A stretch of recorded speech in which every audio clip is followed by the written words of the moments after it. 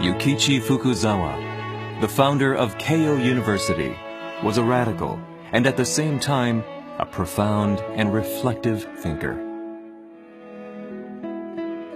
He is well known for contributing greatly to the making of modern Japan, but the majority of what he advocated has not yet been realized until today, and it is no exaggeration to say that his life was filled with discouragement and setbacks.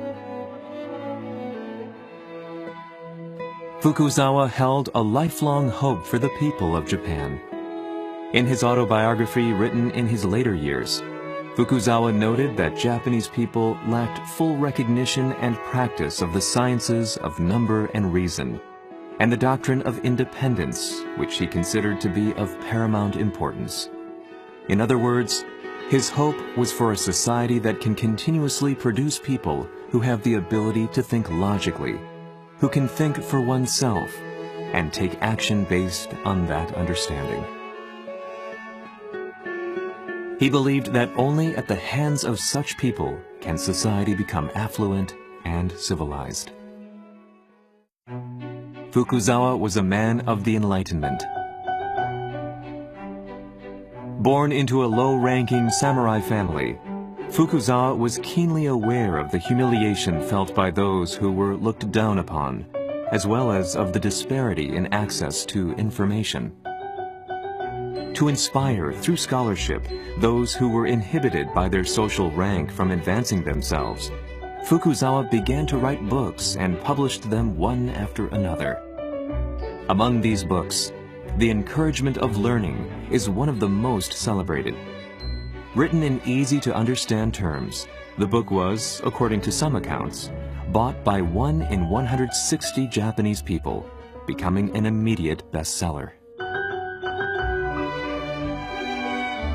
He also wrote a vast number of books for children on world geography, science, morals, calligraphy, and letter writing. He held the opinion that one must write in simple terms no matter how complex the topic is. The most trivial matters can be written in the most complicated way, and one must never be fooled by difficult texts. Fukuzawa was a man of dedication. During the Edo period in Japan, it was common to study the West through Dutch literature. But one day, in 1859, Fukuzawa realized the importance of English. The following day, he quickly shifted his studies from the Dutch language and started to teach himself English. That year, he volunteered his services to the government envoy dispatched to the United States. And this opened his eyes to the world.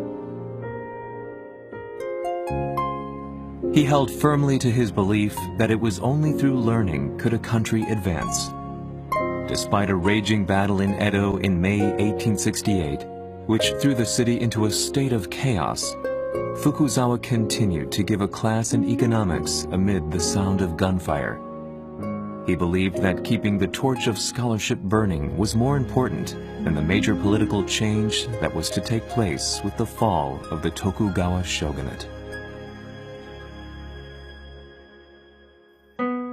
Fukuzawa was a man of action. There is a telling anecdote about Fukuzawa that during the time he was proactive in trying to rid Japanese society of the traditional class system, he would go out of his way to wear clothes worn by the lower classes and would purposely lay around on the floor when meeting people of high rank. Fukuzawa believed that in order to become independent, people must develop the habit of expressing their opinions. Along with his students, he trained hard in delivering Western-style speeches and built a dedicated hall in which Fukuzawa initiated the art of public speaking in front of a large crowd. From there, Western-style public speaking spread throughout the country and played a significant role in the freedom and people's rights movement of Japan. Fukuzawa was adamant that the management of Keio remain in the private domain. This was putting into practice his belief of not being dependent on the government and living a life of personal independence. Yukichi Fukuzawa was one of the most dedicated educators and ardent enlighteners of his time. His unfinished legacy lives on at Keio University, where knowledge and wisdom is cultivated for tomorrow.